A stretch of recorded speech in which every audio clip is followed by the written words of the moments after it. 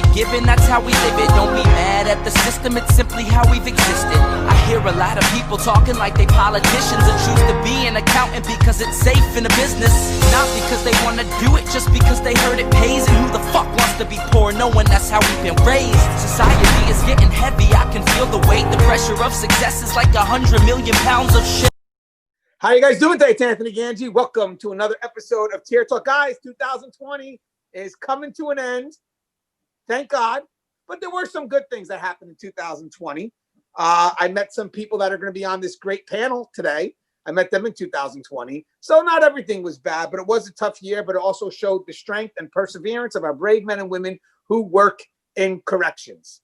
And I felt this year, even though we went through a lot of struggle because it was tough for corrections as well, I think we were put on the stage where people knew, like, wow, these are heroes behind that wall. Because I think that people were forced to see the work that we do in a better light. Because I'll tell you something, guys, corrections got hit hard with COVID, still getting hit hard. And we lost a lot of brave men and women working in corrections related to COVID, from medical, correctional staff itself, social service providers, just people that came in every day still doing the job. So I'd like to dedicate this episode to our brave men and women who work in corrections, still, fighting the fight. So again, thank you guys for that. So this is going to be a great show. We're going to talk about bad practices for correctional officers. We're going to have a panel, and we're going to kind of do a round table. We're just going to kind of see where it goes. I think some of us have some bad practice in our mind, but we really haven't got a chance yet to share it yet. So I'm very curious to see what our panel brings up. And then we're just going to, as always, just build from the dialogue that's being thrown our way. But of course, let me introduce you to the panel. Connie, published author, Connie Alleyne. The cage was her cocoon. Connie, what's going on? Hello, everyone. My name is Connie Alleyne. I am the founder and president of the Civilian Corrections Academy. I'm also the podcast host of The Fly Behind the Wall and the author of The Cage Was Her Cocoon.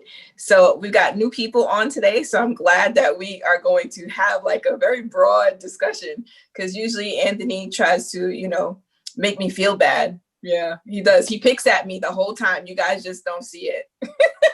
Whoa, we just went to Connie's show. Connie's hour now. Obviously, always a pleasure, Connie. I love you. And by the way, from what I hear, you pick on people that you love, right? Oh, look at that. So look at that. Just take it as I love you, Connie. I said it right on air. I said it. You know what I'll do? I'll even show this video to my wife. Deanna, I want you to know something. I love Connie. So you have a couch or something? May have to move in. Hey, Andy, what's going on, man? How is everything, man? Everything's well, Anthony. Appreciate it. Thanks for having me back on the show. Hello, everybody. I'm Andy Abeny-Brotz from Indiana, once again.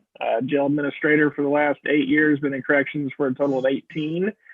Glad to be back on the show. And I'm glad to meet everybody that's been that's new today to the show. And we'll do it.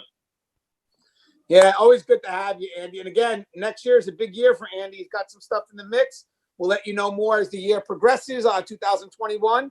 But looking forward to it, Andy, really are. And we're glad to be a part of that from the Tier Talk community. We're very, very excited. And hopefully maybe one day when they have that next jail conference, the Tier Talk panel can go out there. No, just hang out. We don't want to, speak. We just want to hang out, Andy. Is that all right? Yeah, hopefully. Yeah, absolutely. I'm working on it. So, thanks, Andy. And now, guys, here I got a treat for you right now. This has been a while. There's a gentleman that has a channel, has been doing very well. His name is Gary York, True Prison Stories. He's gone on a hiatus for a while because he lives in Florida. The weather's always good there, and he decided, you know what? I want to come back. I miss Gangi. I miss Connie. I miss the Tier Talk crew. So, guys, without further ado, Gary York. Hey, Anthony, thanks a lot for having me on the show. Yeah, Anthony and I, God, over the past 5 years, we've got a ton of videos out there floating around that we've done together over the years. I'm in Florida. I've worked the state prison and I've worked the county jail. And between the two, I have a total of 28.8 years. I just retired 24 months ago, living in Florida on a farm, working on the farm. But I still do my True Prison Stories YouTube, and I still write articles for various places on prison issues. And I have a couple of books, Corruption Behind Bars and Inside the Inner Circle, based on some of my experiences as an investigator for 12 years of those 28 years. And Anthony and I started 5 years ago, I think it is. I'm thinking it's 5 years ago. We started out doing the Facebook, live Facebook shows. So good to be back. Thank you for having me back. Pleasure having you guys. Guys, if you get a chance, check out his books. His books are phenomenal. Also, check out his channel, True Prison Stories, Gary York. Guys, if you put True Prison Stories, Gary York, right in the YouTube engine, it's going to pop up. It's got a lot of good content on there. Now, guys, a new person to the channel. This is the first time we're seeing him. Stephen Maynard. Let me just tell you something, guys. So me and Stephen are connected to the same company, Guardian RFID. If you guys get a chance, they have some really good video content up there. I also provide content as well. I got a chance to watch one of Stephen's very good videos. Actually, I think I've seen 2 videos now by him, if I'm correct, but let him confirm that. But there's a lot of good information. But before I introduce you, I just want to say something, guys. Guardian RFID cares about the profession. They care about the people in the profession. So the stuff that they do, the stuff that they provide, is because Ken Dowley cares about our safety and well-being, and also cares about our morale, because he knows that in this profession we're beaten a lot and we don't get the appreciation. So, always having someone from that family on board here at the panel is always a pleasure. But again, hey, Steve, you mind introducing yourself? Yeah, can you hear me? We're good? Fantastic. Well, I'm Steve Maynard. I actually live here in North Carolina. Worked 14 years with Guilford County, 3 different jails and within that county. And then I've done almost a year at Randolph County, specialized in the tactical aspect of corrections. Also worked with Honor Guard, field training. So I had many hats while I was in corrections. But what I really enjoy now, and like you said, Anthony, is working with Guardian RFID and what they do, not only for just one jail like I was doing, but for hundreds of jails across America. And it's my opportunity to travel and network with thousands of officers and get literally the best product available for corrections. I wish I had it 15 years ago when I started. And that's what I tell the people when I talk to them. This is the product that will help you. The liability, the credibility, everything is right there. And the passion that the company has is right down my alley for corrections. My father did 33 years in corrections, retired as a major.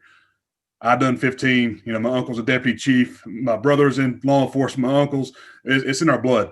And I think, that's something special when you have, it's rare too, when you have people who do it for a career and have that passion. And working with Guardian RFID, I see that passion in this company that you don't see in other vendors. I didn't see it as an administrator dealing with vendors.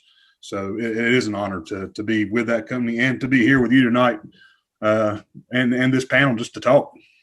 Yeah, it's the foundation of that company. Ken really sets a good foundation of just love and, having a chance to meet him and work with his people. And actually, we're still trying to finish up the project with Megan Callahan, but COVID's kind of put a little bit of a hiatus on that. But once we get out there, you're going to see the love that this company has for our fallen heroes. Trust me, the project's amazing. I just can't wait for it to get completed. We need one more thing, but we have to wait for the courts to open. Now, guys, if you haven't, the show Tear Talks for you, brave men and women that work in corrections. So please subscribe, interact, engage, comment, hit that bell. Bell's going to notify you every time I post a video. We're going to go to our sponsor. When we come back, we're going to discuss some bad habits about bad practices. Let me say practices because habits more routine and you may not be aware of it. I'm going to say practices because we're going to make you aware of it and then you're going to change it. So guys, again, just stand by for our sponsor. We come back, we'll be talking about bad practices. Stand by. I wanted to attend a university that had an intelligence program. I wanted to look at problems different. I wanted to increase my critical thinking abilities. AMU offered those avenues to expand. Obtaining your degree as an adult, you're actually paying yourself and investing in yourself. You can't put a dollar on it, it's priceless. It's something that can never be taken away from you. American Military University. Learn from the leader.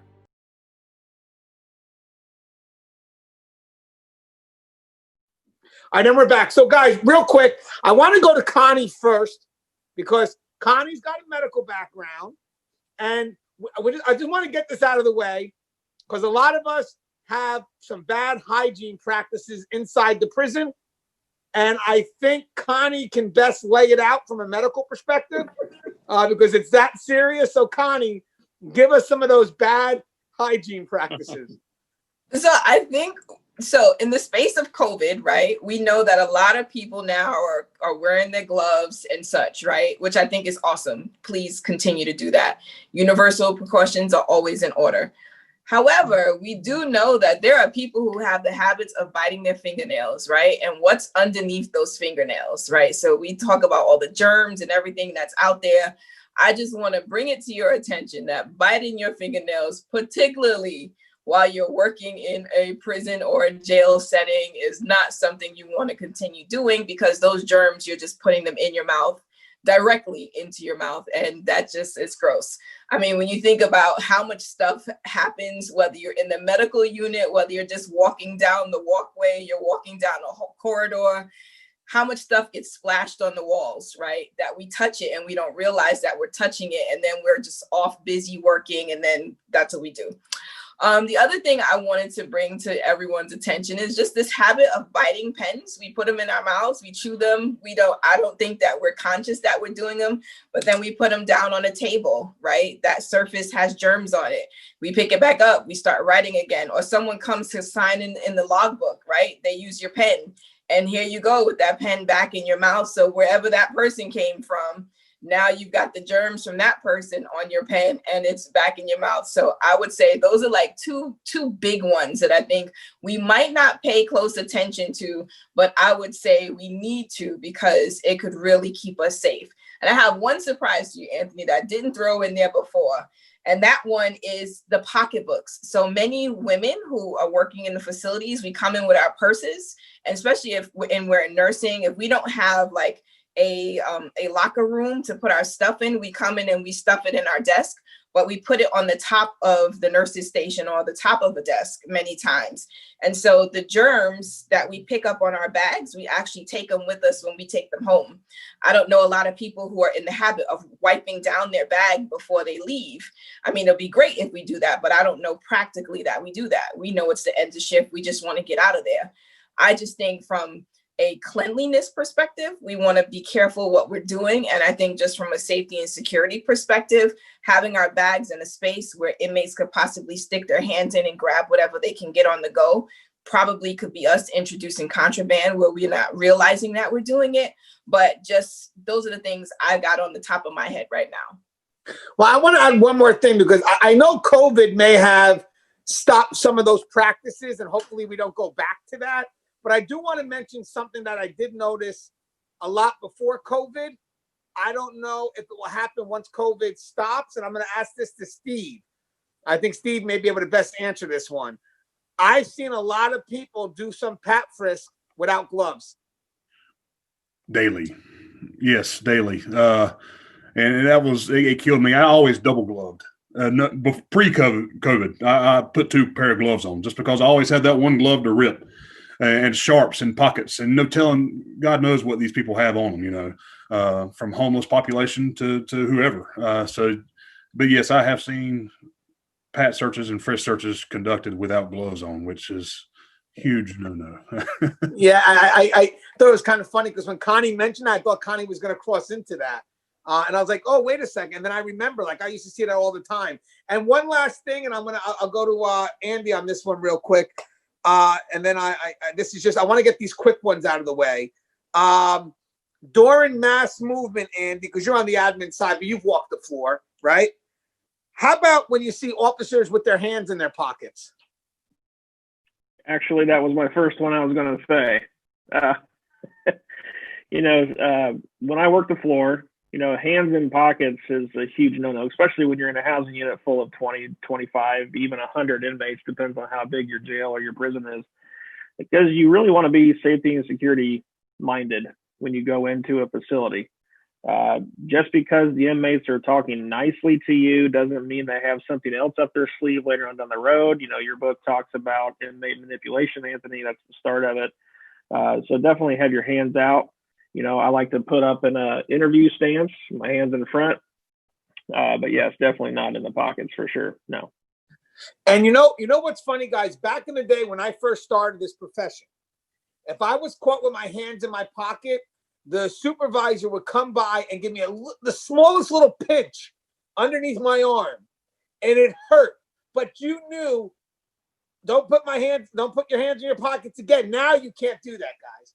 I'm not going to advise anybody to do that nowadays, but I will tell you guys, I learned so quick, because even as admin, if I tend to do that, I'm always looking behind my shoulder to see, like, am I going to get that pinch? Because it only took once for me to learn real quick. But again, you do that today, and that's going to be a bit of a problem. This is going back early 2000s. Hey, Gary, I guess now this will be more of the discussion. So as we move through, guys, if you feel that you can add to it, just let me know. But I think one bad habit I'm going to throw out there first, and then we'll go around the table. But I want to definitely throw this out to Gary, because he was an inspector general for a while. I think a lot of officers, sometimes they want that good intel because they want the reward of finding something. And sometimes what they do is they run blindly on the intel without validating it. And I don't know if you've seen that even with other investigators. But how important is it to make sure that we validate intel before we start acting on it? Well, it's very important. That's a good question, Anthony. It's okay to gather intelligence because you are an officer and you're going to find things. You're going to find letters with gang codes on them, and you want to get those. You want to do an incident report. You want to turn them in so we can investigate it. You want to get information.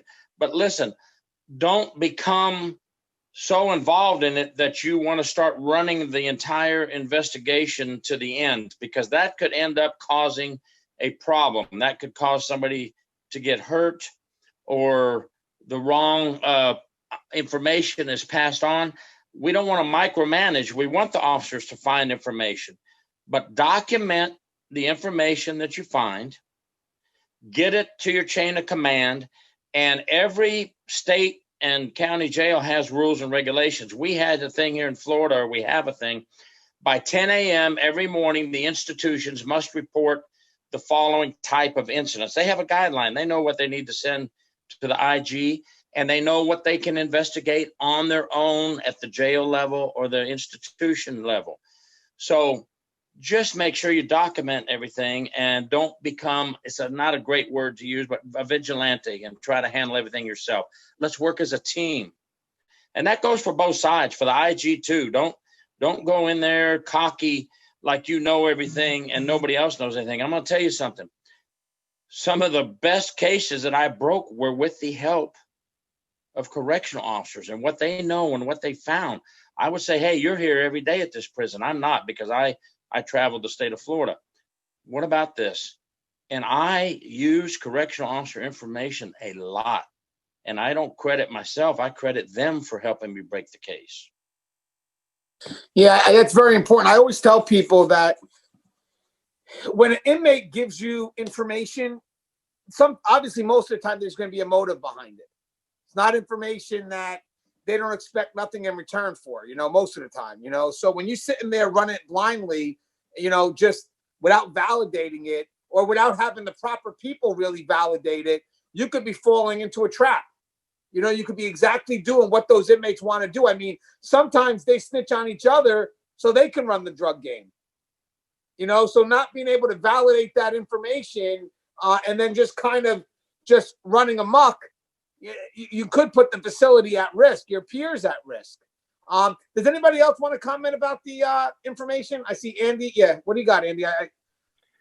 That's a really good point, Gary, that you bring up, because a lot of the times, my staff, sometimes a month down the road after hearing something from the inmates, I'll find out that an officer told an inmate to take something out of his cell, or, hey, give me that contraband. And 9 times out of 10, the inmate will say, well, the captain told me I could have it. And without that validation, the officer will say, oh, okay, and move on, allowing that inmate to manipulate the officer. That's what they just did. but also allowing them to say, you know, I can do that, or have other inmates do that to get over on the officer. So, and when the officer finally comes to me and says, did inmate so-and-so, did you give him permission for that? And I say no, then it's kind of like a wow factor that pops up. So yeah, information validation is definitely important. I see you agreeing with that, Steve. What's your thoughts on that?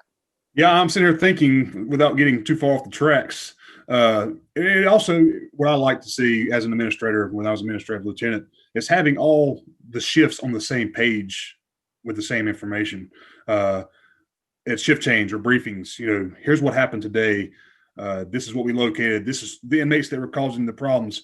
And you would find, from my experience, the difference in between day shifts and night shifts. If day shift was on, your admin was there. Your admin or your detectives, your investigators, whoever may be in the facility may have received this information. Now, if an incident happens on night shift, it may get missed or skipped, or an incident report may not be done. So from my experience, that's what I've witnessed. And, my goal was to get all 4 shifts, A, B, C, and D, on the same page. And if that took a meeting with all the supervisors to say, here's what we need to do. We need to have if it's not in policy and procedure, let's put it in policy and procedure. But I've seen over my 15 years how things like that go missing, where, captain said I could have it, or the administrative lieutenant said I could have it, or the shift lieutenant said I could, but they didn't, And when you have newer officers, they don't know. Oh, well, the captain said you could have it. Okay, you're good. Carry on to the next one, So, but yeah, I've seen it. I actually, I do mention that in the book. I call that kind of social validation, because what they'll do is they'll say someone that you respect, like, oh, the captain said it. And what we should do at that point is go back to that captain and verify that, and if so, if the captain, said it, okay, fine, is what it is. But if not, that captain now needs to go back to that inmate, because you want to show that there's communication between both those parties. I have another bad habit real quick, and then obviously I know you guys have a bunch. I want to start off with Connie on this one. Using first names freely. Sometimes I've noticed on the earlier shifts with the more senior officers, I've seen guys, and this is true, the officers throw out the first names of the inmates, and the inmates throw out the first names of the officers. I don't know if you see that on the medical side, but Connie, obviously you have some experience with custody as well. What's your thoughts on the dropping of those first names so freely? So I think, for one, it creates some blurred lines. I think it opens the door for boundary crossing, which of course we know is already a challenge. I think it gives them too much familiarity with us just in general, as well as, there could be 500 Browns. Like if someone's trying to figure out where I live at, right? Most of us being public employees, public servant employees, having your first name out there as well as your last name, I think puts you in a very compromised position if someone was looking for you outside. But certainly my concern with the first names is just the over familiarity or over familiarization with either the inmate or with the officers, the staff, just in general. Certainly I think that when we allow for that to happen, there's a way that the respect level shifts. So when you become my friend and you're not the officer, right? Like it's almost like it's a way of disarming you and pulling you out of that prescribed role that you're in. And when you are disarmed, there's chances that I don't want to say we forget that they're inmates, but that level of sort of comfort becomes, one where like the inmate might ask you for something. If they said, officer so-and-so, can I get this? Right? Like, they're not supposed to have it. You have no problem saying no. But if they say, oh, Tony, can you give me that? Like, it's a different conversation and it's a different feel to the conversation. And so I think the dropping first names is a no-no. You know what's funny? And obviously I agree 100%, but I want to mention something too, I've actually employed it as a tool. Definitely no inmates ever calling me by the first name. Never.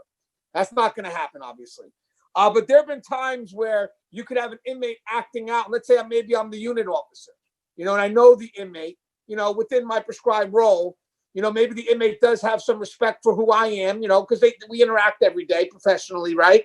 So there could be a chance where, in an effort to de-escalate, I could try to get to that human side and say, hey, Connie, is everything good? You good? But then right when that moment ends, right back to whatever it is I'm using, miss whatever it is, or something that puts something before that first name. But I would never put myself in a position where an inmate's going to come to me and say, Tony, you good? Everything all right? Yeah, that's not going to happen. But I do think it's definitely a tool. But I will tell you one thing, too. If I walked into a unit and all I saw were the officers calling these inmates by their first name, that's going to eliminate the tool. I want people to know that, because the first name, if it's not used, it's a very powerful tool when it is. It serves a purpose. But if you're using it all the time, it eliminates that purpose. And I've seen it really employed for good reason. I remember a story where there was a female that was assaulted by another inmate, but she didn't want to say anything. So it took the officer to kind of sit down and really break bread with this individual to get what happened. And the person trusted that, but the first name was employed between the officer using it for the female inmate. And that's when I was like, wow. And the person goes, yeah, I'm not breaking the role. I'm not breaking my prescribed role. I'm doing what I can to make sure I get the information. I'm trying to build the level of trust. And I need that person to, just for a moment, see me outside of whatever she feels, because they may not like us because we're officers. Okay, but if I got to get the truth out of her, and I think Gary could definitely talk on this a little bit, then maybe she'll see me as a human, right, Gary? And you kind of build that rapport to get the information you need. Right. We were talking about that. You don't let the inmate become your friend. You don't get to the point where you think they're a coworker if they're working on job sites with you or whatever. But if you need to find out if something is wrong, maybe they're in a suicidal mode, maybe they were attacked by another inmate like you just mentioned, or in my job for the 12 years of my career, I needed some information. Yes, we don't become friends, but we just become one-on-one talking with each other without personal life or personal information being involved at all. We just come together as two humans speaking to each other. Yeah, and it really does open up some good dialogue. And Steve, looks, you have something you want to say, Steve? Yeah, and I like to speak from the experience that I've witnessed and seen. I've seen officers in the past where they get on that friendship level, if you will, with the inmates. They feel safer. Not all officers are very strong and carry themselves with their chest out. And sometimes these officers, what I've witnessed, they tend to see if they are friendly with these inmates and they talk on a personal level, then they're safe in that housing unit. But they don't realize how dangerous that is. They really don't. And just one example, I went to the beach for a week and I was the administrative lieutenant. And I come back that following Monday and I walk into the housing unit like I always did every morning to do my rounds and make sure everything was good. And, hey, Steve, how was the beach? The inmates were saying this to me as the administrative lieutenant. How was your vacation, Steve? Stop sign right there. First of all, it's lieutenant. Yes, I went to school with you. It's not Steve in this jail. That's the joy of working in the county where I grew up. You're going to run into them. But it was amazing that, and some officers do, and you find out the inmates tell you, yeah, officer such and such, and then you start watching cameras and you see how these inmates are just up within reach of these officers throughout the shift. And the inmates, and it's probably in your book, I can't wait to read it. I got it in yesterday. They want to see how far they can go. They want to see how far they can go and how far they can get. How much information can they get from you? And before you know it, and I've seen it, relationships build. And sometimes male-female relationships build, and it's very dangerous. I've seen an officer killed. They found him in his closet because an inmate and him created a relationship. The inmate got out, and then he killed the officer and put him in his closet. So that's how serious it is. And that's what I tell these new officers when they come in through their training process. They're not your friends. Yes, let's build that rapport with them. Let them know you're here to help them, but don't get close. Know your lines, know your limits, and that I take it seriously. Yeah, that's what actually in the book I mentioned the importance of labels. How I know a lot of states are doing away with calling them inmate, but they don't realize the inmate is that priority label that protects us from, you know, reminding us of what our role is. You know, if I see that person as an inmate, I'm very mindful of the fact that, okay, I'm here for this purpose. That's my prescribed role. And, you know, the importance of labels, that blurring of lines. And I see Andy, I'm sure like this hits home for you too, because I saw you agreeing with some of the stuff you've been saying. Yeah, no, I've seen it too many times as well. And I agree with Steve. When you work in a county jail that you went to school at, you're going to be seeing people that you went to school with. So definitely you have to start early with those individuals, not to go by first name. Hey, this is a professional relationship. You know, it's sir or last name or title or whatever the case may be. And I do the same thing with the inmates. You know, I've been at the same county jail for 18 years. So I've seen these people come in and out, time in, time out again for years. So I know who they are. So I'll immediately start with Mr. last name. But it is easy to kind of, you know, get into that comfort zone with the people that you know. And another thing too, going along with first names, are nicknames. You know, a lot of inmates have street names as well, gang relations or drugs, whatever the case may be. And sometimes I hear staff calling them by their street names, and I'm like, guys, you cannot do that. You know, it tells the inmate, I've got this guy. You know, he feels really comfortable with me to call me by my street name, that I can possibly gain some something else from this officer. So street names are a big no-no as well. You know what's funny about that real quick? No story about a street name. So we had an inmate they used to call CK. A lot of the officers were calling him CK because they thought he was a blood and the CK was Crip Killer. He wasn't a gang member. They called him CK. The officers are calling him CK, not knowing that CK is Cop Killer. So now you have the officers glorifying that nickname, you know, without realizing what they're doing. So, you know, I love the fact that you brought that up, Andy. That was now I do have one more bad habit I'm holding on, but I want to get to you guys first. So, Connie, do you have an should I start? I know I kind of gave you I wanted you to jump on those hygiene ones, but you want me to go to Gary, or do you have another one you want to pop in there? So you can go to Gary. I'm open to hearing the rest. Okay, so Gary, you got one for us, Gary? Yes, I do. And this one will really hurt an officer's career. Now, we are all, when I say we, I know I'm retired now, but I still feel like it's we. We as officers are overworked. We're working extra shifts, and now the COVID has really made it tough. We're very tired. But let me tell you something, that one day when you say, you know, I'm going to skip this next security round, it's not going to hurt anything. I'm doing security rounds all day. You know, depends on where you're working. They're either 30-minute rounds, some are 10-minute rounds, depending on which area of the jail or prison you're working.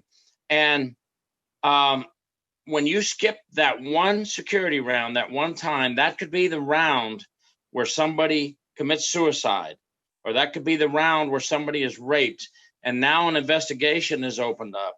And now what are you going to do? If you say you did the security round on your log, you falsified the log.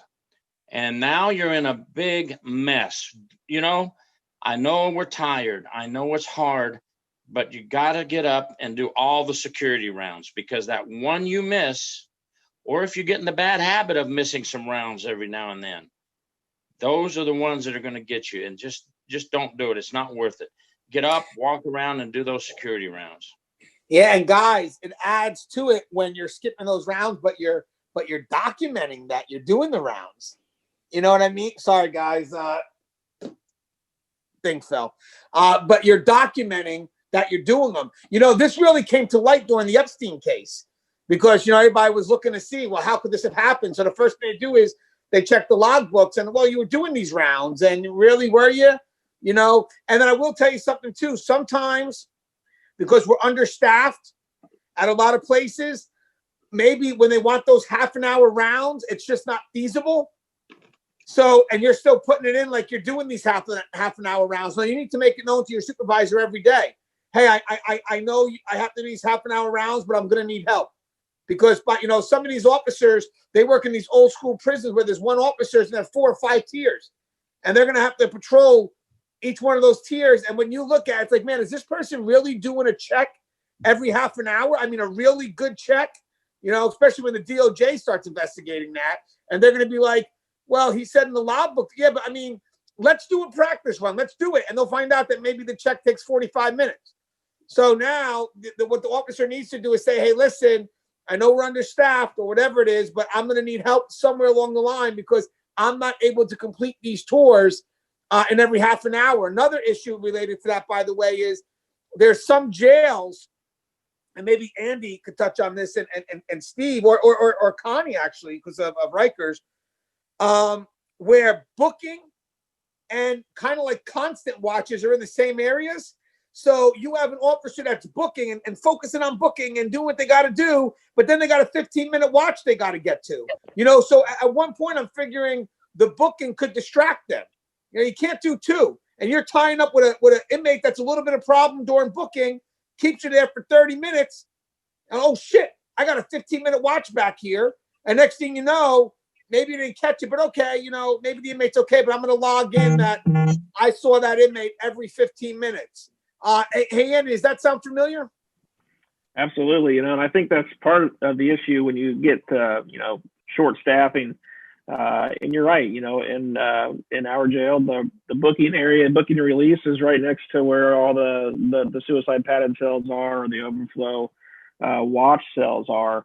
And officers get preoccupied. You know, I don't want my staff to rush through a search, a pat search. You know, I want them to be able to find that contraband. So definitely. And also too, with that, on the admin side, when I go down there and I take a look at those inspection sheets, and they're, you know, every 10 minutes or every 15 minutes, you know, and then I go back and look to see if they were actually done in those 15 minutes exactly, and they're not.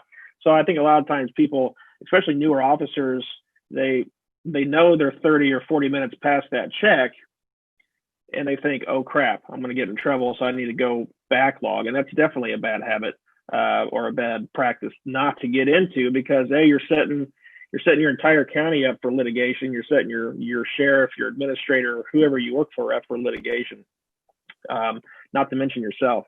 So yes, sorry about that tangent, but it's very important, you know, not to get in the habit of A, forgetting, but B, backlogging or getting distracted. And I see you in agreement, Steve. You agree with that? Oh, 100%, 100%. And that's another reason my goal is with Guardian RFID is to get rid of paper logs. It's so easy to manipulate. You know, you can write down, yeah, of course I did around here, and here. But with Guardian, without going too far away, you can't manipulate it. It's all there, you know, and it tells you when you're due around. I understand you're short-staffed. I've been there. I understand you're overworked. I've been there. I've been on night shift where you can't stay awake between the hours of 2 and 5 because everybody's asleep, and that's what your body wants to do. I've been there. But, you know, and working at booking, like you said, yes, you have you're short-staffed. It's night shift, but patrol and everybody else is bringing them in from the streets left and right. So you're bringing them in. You're booking them in. If you book them in wrong or release them wrong, they're going after you and your job and your rank. So you're doing that, but, oh, yeah, I got to do these rounds as well to check on these people who are suicidal or pregnant or intoxicated. So there's a lot of pressure on these officers, like Gary said, especially when you're short-staffed. And, you know, I wish we could get more officers in corrections because, you know, it was never a career that people are just going to, you know, dying to get in. But it is a career that is it's needed. It needs good officers. It needs good people that care. And, you know, that's another reason I'm with Guardian, because, you know, I'm out there to get them. I'm out there. I want to still be a recruiter for departments to say, you know, this department has this product and it's going to help you out. I've seen civil lawsuits. I've seen county lawsuits, big lawsuits cut, you know, where they had to pay the families because of just deliberate indifference or negligence in the job. Yeah, and the reason why we're mentioning this, guys, is because even if you're understaffed, I don't want you to lie in the logbook. If you can't make the round, then you can't make the round. Let management know you can't do it, because they're going to hold you responsible, you know, if you say you have and you haven't. So if I'm, you know, at that trying to get to that watch, but I'm having trouble with this, you know, person in booking, I'm sorry, guys, I didn't get it to every 15 minutes. This one's 20 minutes or 25 minutes in. And if admin wants to say, hey, I saw a break in this, you had 15, and now you have 25. What happened? Tell them. Put it back on them. Put it back on them. Because trust and believe, when you miss that watch and you lie in that document, they're going to put it on you. And Connie, I'm medical in their tours, correct? Absolutely. I mean, we've had, especially in the mental health unit, when we've got, you're supposed to be there doing the rounds, nursing, doing the rounds. When we've got suicidal folks, you got people who are hunger striking. I mean, you name it. When we're supposed to be doing rounds and documenting, our reality is that we got to get those rounds done. And if we can't get them done, they do have an obligation to come to me or the nursing supervisor to make sure that we send someone in who can still get them done. I mean, sometimes even like cuff checks, like we've had to do those. And so, oh, we did it. Now, when did you do it? So how is it that like the cuff was able to cut through? Like it's some things are just not consistent with the story. And I think, just keeping out of that habit of making up something as opposed to just being honest about what happened. Because the reality is that we know that we're understaffed. We know that overcrowding is in place. It's not like that's changed much. And sometimes the workload is just that. And when we don't put it back on management, we kind of give management the out. And I think we don't understand that, right? Because if I never came to my manager and said I needed help or that I was struggling to get a task completed, I never gave my manager the opportunity to actually help me. So now I'm kind of owning the fact that I'm not managing my work well, either I'm not managing my time well, and I'm not going to get help when I need it. So absolutely. And I love how you said that, because if you notice, on times we should be put together, we're both in CYA mode. Because if you're telling me to cover your own ass now, which is great because you should, that's what you should do on management. You should be doing that. But if you don't tell me, I'm going to be CYA-ing myself, So, well, you never told me you had a problem.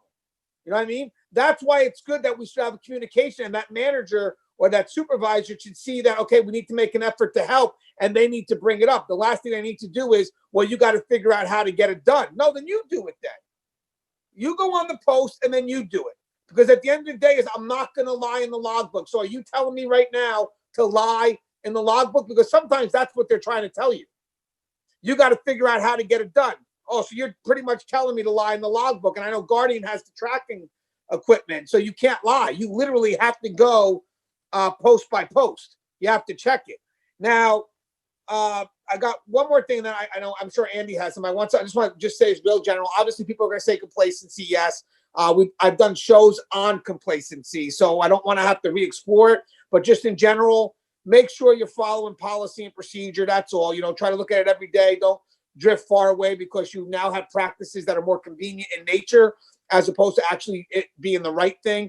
And we have done many shows on complacency. Russ Hamilton, myself, I think me and Connie have addressed it before. So I just want to try to revisit different topics. But if you guys are interested in complacency, we do have a whole nother video series, because I believe Russ also has a class on complacency. So guys, just something else you can revisit outside of this video. Okay, Andy, very curious to see what bad practice you got. Yeah, and actually it goes kind of hand in hand with complacency, Anthony. It's bad escort techniques. When I see, and it's not necessarily with the newer staff, it's with older staff who might become complacent, the 5-10 year veteran who is walking just slightly in front of the inmate down the hallway. I'm not talking misdemeanors, I'm talking black and white, older inmates. They're walking slightly in front. So I really have to pull those guys back and say, look, you do not know what this guy is going to do, or gal. I've seen some pretty combative female inmates as well. You're walking slightly in front. Yes, you don't have a weapon on in the jail, but you could be subject to a blindside hit, definitely. So, definitely work on your staff during their initial training, but also with their refresher defensive tactics training year in, year out, to then get back in that 45 degree or directly behind the inmate, so you have time to react in case anything happens. So I do not want to see anyone get hurt. So hopefully this rings a bell with somebody and they'll back up a little bit, keep that inmate in their sights, keep arm's length distance away, and hopefully keep everybody safe. Yeah, and as I said, you're right about something, Andy. You know, basically the complacency is being too comfortable. So you're right. In general, I think that's kind of what the show's about, technically. But I like kind of doing a little bit the specifics that we're going through right now. And I also noticed when you said escort, I saw Steve kind of stand up on that. I mean, that's kind of Steve's background there, right? So with the escort, Steve, how important is that to make sure we're on point with those escorts? It's very important. And excuse me, my 3-year-old just ran in here. But I've had my nose split open from a headbutt from a guy in handcuffs behind his back because of complacency. I got this guy, we're good. I'm gonna escort him from the side, you know, we're good. But I've had him spin around and headbutt me in my nose. And sometimes it takes that to remind you, hey, get back on your game, you know. And right before I left Randolph County, I had the same incident where the guy was threatening me. Yes, he's behind his back, hands behind his back in handcuffs, but there's still danger. The threat is still there. Just because they're in handcuffs doesn't mean the threat is over, everything's safe. And I tell people that. I try to tell administrators that because I know use of force has changed over the years, especially over the 15 years that I've been involved in corrections. It's changed huge. But, you know, as an administrator, I had my officers' backs. If something was justified and the use of force was reasonable, then okay. You know, the officer's not hurt, the inmate's not hurt, job done. So, yeah, I agree with Andy 100%. Yeah, I see officers get complacent. I've seen my tactical officers get complacent when escorting inmates. So that is part of our training bi-yearly or yearly to say, here's how you do it. All right, now I got Steve. You're up. Got a bad practice for us? Oh yeah, I got a real good one. I hate to use the word hate. I just used it twice. Officers on the phone in housing units, on the housing unit phone, talking with other officers, holding conversations, or just mentioning life in general in front of inmates, talking about other officers, whether they like them or dislike them. Just sharing things that inmates do not need to hear. And it burns my skin. It burns me up when the inmates know more than the officers about the officers. You know, it burns me up. And it's something, I believe it may be complacency. It may just be people get too comfortable in their positions and not realize the dangers that come along with just them talking on that phone. And especially when night shift is quiet, the inmates are asleep, everything echoes in that housing unit, and that officer's over there just chattering away about whatever it may be, or whatever they're going to do this weekend, or maybe personal stuff about another, whatever. And I've seen it, I've been a part of it, and I've seen bad things come from that. So that is probably my biggest. You know what's great about you saying that, actually? Because there's a lot of facilities or a lot of people that work at these correctional facilities that may think that when management cuts down the access to the phones, it's really just to stop staff from talking on the phones. It is, but not for the reasons they may think it is. Like you just said, it is because you're giving out your personal information. You may forget, you know, that you're in a facility and inmates are listening. So usually when you have the phone lines, what you want to do is I don't think there should be a reason. Like, again, it depends on the function of the facility, so bear with me. Obviously, the units have to call those centralized areas. We know that, like whatever, the shift commander, stuff like that. Also, areas where the inmates could report to, like for a job. You know, like I may need to know where my inmates are, so I may call the kitchen to see how much inmates are. So there's definitely some dialogue with that. Some facilities, I may not see why two different units may have to speak. You know, like if I'm an alpha unit, that's pretty much my inmates, you know, and then B unit's pretty much their inmates. So unless there's an exchange or something, which could always be facilitated by a GA if there needed to be communication, usually the dialogue between the two different units may not be needed. You may not need to have that phone call because it's not something that's needed every day. You know, it would be something, you know, rare. But having said that, that may not work for every facility. Some facilities may require that because maybe there's just a bit more constant movement or inmates just constantly moving from spots to spots. But I noticed for the most part that the limit of phones will usually apply between the units calling each other. You know, that because, again, what function could that serve? But again, that's just in general. But I love what Steve mentioned. It's very important to know that when we're telling you not to use those phones, it's really to protect that information that you may just be so freely given without realizing that. That was very good, man. Because but by the way, that leads up to that liking, that personal connection, because they're, oh, you know, he's a father, right? So let's go connect on that father thing, or let's go connect because they were just talking about the Giants on the phone. You know, very, very, very important. And Steve, was that a wipe of the nose, or you have something to say? No, I just want to say they're always okay. The inmates are always listening, and that's what I tell these officers, whether they're new officers or they're veterans. And Andy and everybody here knows that the inmates are always listening and trying to get some sort of information on you.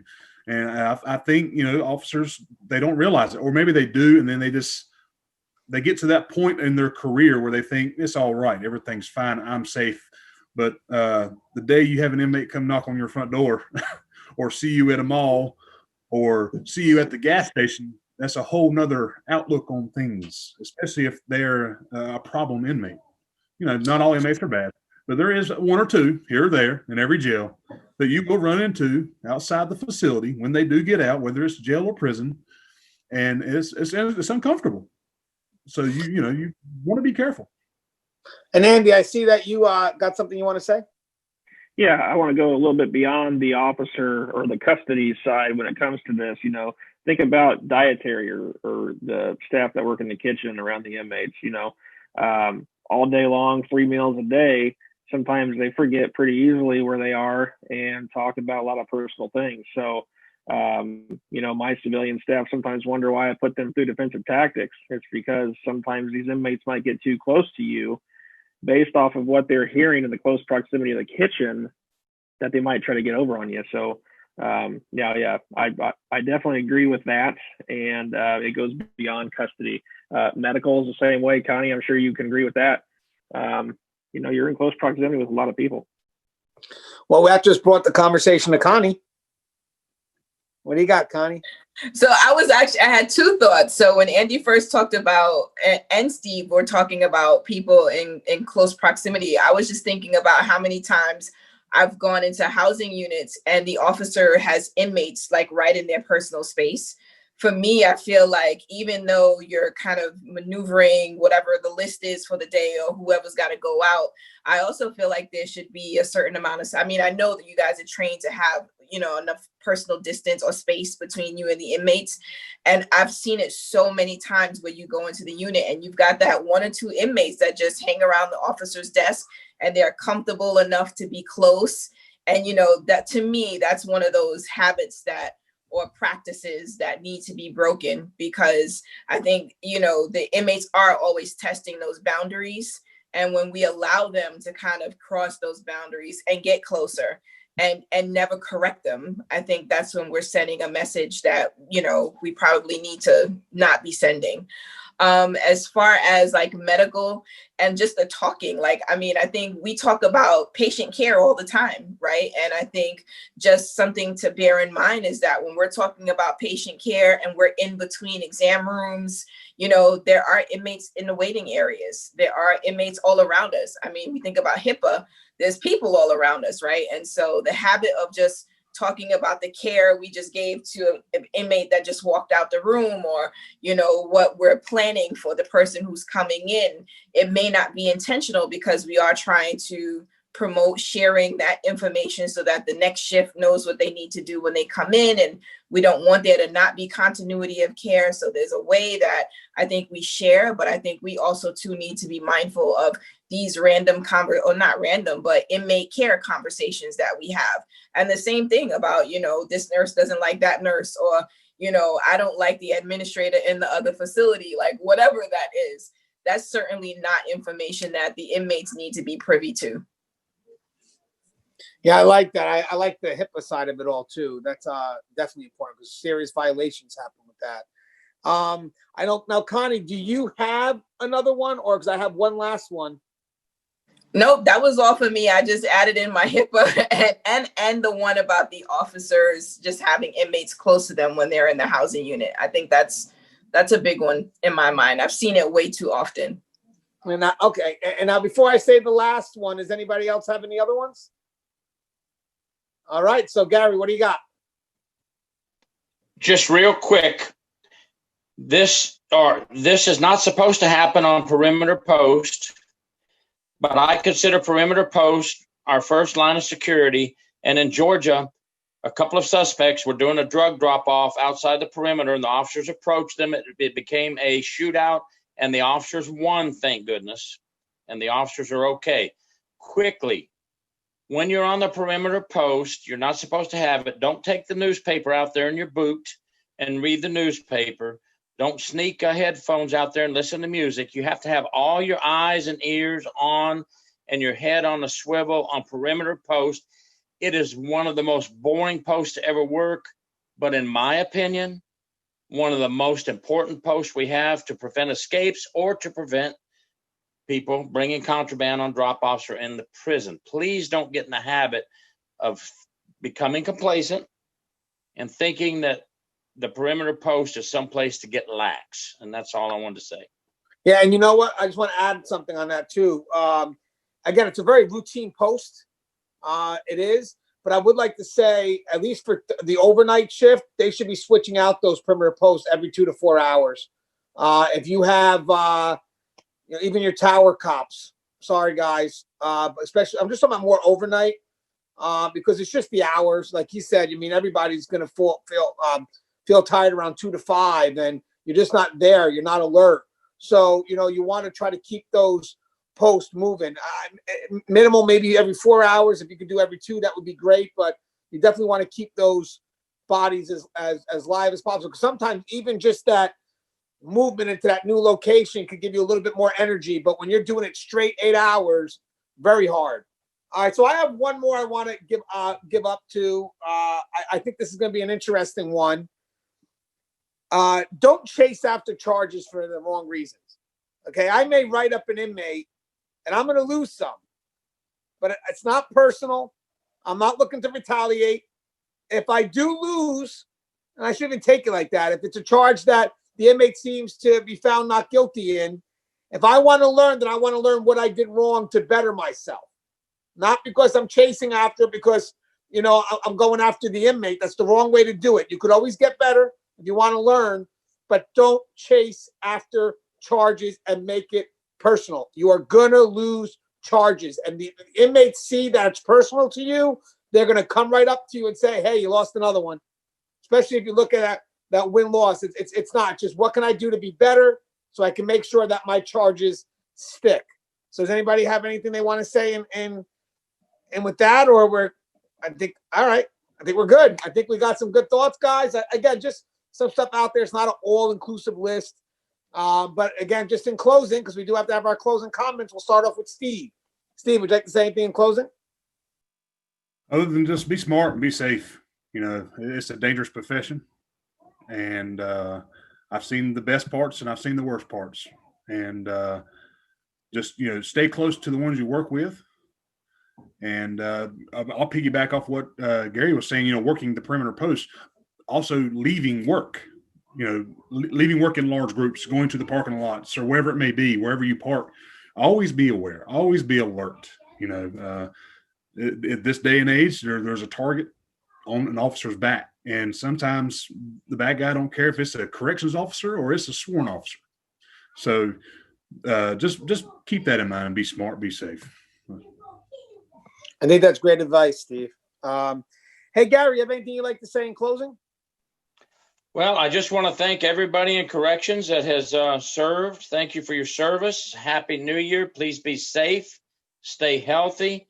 Thank you for sticking with the career, for those of you who stick with it, because we need you and we need more officers. And I really want to take my hat off to the folks that are sticking it out, toughing it out, and staying with us. Thank you so much, and I wish you the best for a Happy New Year. Thank you, Gary. Hey, Andy, anything you want to say in closing? Yeah, I just want to say thanks to everybody for doing the job that you do. And all these topics that we talked about tonight aren't new, and they will come up again. And specifically in county jail settings, reach out to your neighboring counties. If you feel like you're stuck on an issue, especially being admin, pick up the phone, reach out to your neighboring county, reach out to your sheriff's associations. They have a listservs, most states do, or their jail administration associations, and just pose a question. Hey, has anyone dealt with this? And you will get immediate response back. So just know that you're not alone. Reach out to your neighbors, and please be safe. Have a happy new year. We'll see everybody in 2021. Yes, love that. Get rid of 2020. Connie, anything you want to say in closing? I would just say, we make these videos and we have a good time when we're doing it, but it's certainly, serious topics, and we want you guys to sort of not necessarily just take heed, but I appreciate when we get those emails that say, hey, I saw your video and I actually did what you said, and this was the outcome, so it's like, we're here on New Year's Eve, no less, Anthony, right? And we're trying to make sure that you guys, listen, he did this to me Christmas morning. Was it Christmas morning or Christmas Eve morning? Right. We do this because we want you guys to be safe. We want you guys to be successful, to have long, great careers, and, whatever we can do, we're here for you guys. And also just want to wish you guys a happy new year.